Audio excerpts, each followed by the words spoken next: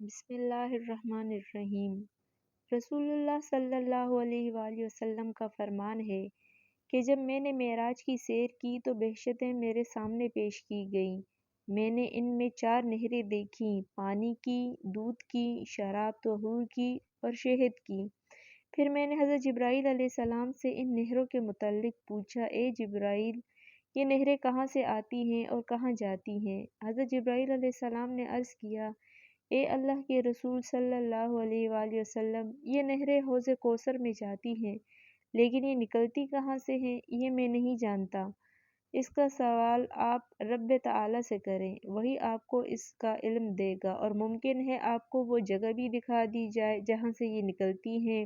چنانچہ رحمت عالم صلی اللہ علیہ وآلہ وسلم نے اللہ عز و جل کے حضور یہ سوال پیش کیا۔ فوراً ایک فرشتہ پیش ہوا اور سلام عرض کرنے کے بعد کہنے لگا، یا رسول اللہ صلی اللہ علیہ وآلہ وسلم، اپنی آنکھیں بند فرمائیے۔ آپ نے آنکھیں بند کی تو کچھ ہی دیر میں فرشتے نے پھر عرض کیا، اب آنکھیں کھولیے۔ پیارے آقا صلی اللہ علیہ وآلہ وسلم فرماتے ہیں کہ جب میں نے آنکھیں کھولی تو دیکھا ایک درخت ہے جو سفید موتیوں کا قبا معلوم ہوتا ہے۔ اس کا ایک دروازہ تھا جو سونے کا تھا، جس پر ایک تالا پڑا ہوا تھا۔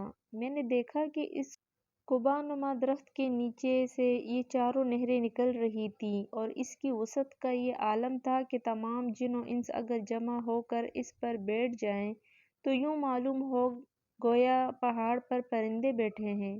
یہ دیکھ کر میں وہاں سے واپس ہونے لگا تو فرشتے نے پھر عرض کیا، یا رسول اللہ صلی اللہ علیہ وآلہ وسلم، آپ اس قبا میں داخل کیوں نہیں ہوتے؟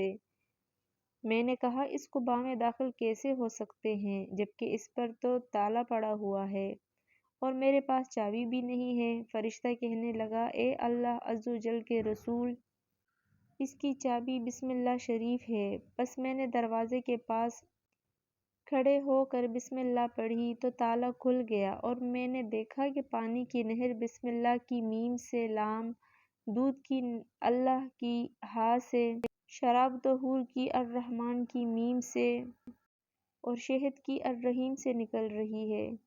اب مجھے معلوم ہوا کہ 4 نہروں کا منبع بسم اللہ شریف ہے۔ پھر اللہ تعالیٰ نے فرمایا، اے محبوب، جو شخص بھی ریا سے پاک ہو کر مجھے ان اسماء سے یاد کرے گا تو میں اسے ان 4 نہروں سے پلاؤں گا۔ قرآن پاک کی یہ چھوٹی سی آیت اپنے اندر ایسے کمالات رکھتی ہے کہ انسان کی عقل دنگ رہ جاتی ہے۔ یہ 4 الفاظ اور انہی حروف کا مجموعہ قرآن مقدس کے دروازے کی حیثیت رکھتا ہے۔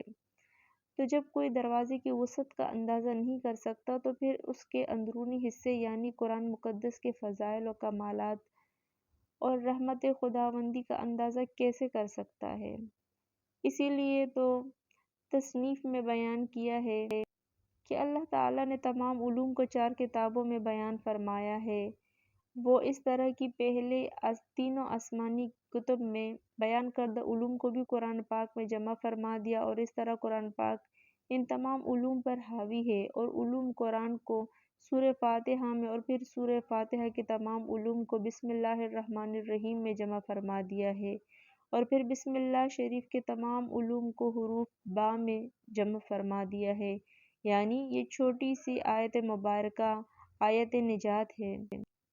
جو اس کے اسرار و رموز کو پا گیا وہ نجات پا گیا۔ اس کے بعد آپ نے ایک انتہائی خوبصورت واقعہ نقل کیا ہے کہ ایک عارف نے بسم اللہ الرحمن الرحیم لکھوا کر وصیت فرمائی کہ اسے میرے کفن میں رکھ دینا۔ لوگوں نے اس کی وجہ پوچھی تو کہنے لگے، میں نے سنا ہے ایک گدھا نے ایک بہت بڑے اور اونچے دروازے پر کھڑے ہو کر سوال کیا، کچھ ہی دیر میں اس دروازے سے اس کو خیرات دی گئی، اس نے خیرات لی اور چلا گیا۔ تھوڑی دیر میں واپس آیا تو اس کے ہاتھ میں ایک کلہاڑا تھا، اس نے آتے ہی دروازہ توڑنا شروع کر دیا۔ گھر کا مالک باہر نکلا اور اسے روکنے کی کوشش کرنے لگا۔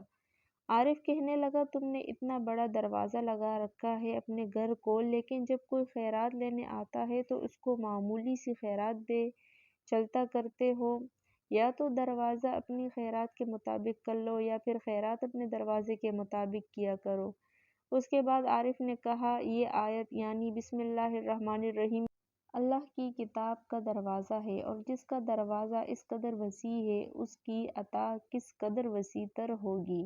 ناظرین، اس طرح کے واقعات اور معلوماتی ویڈیوز دیکھنے کے لیے ہمارے چینل کو ضرور سبسکرائب کریں۔ جزاک اللہ۔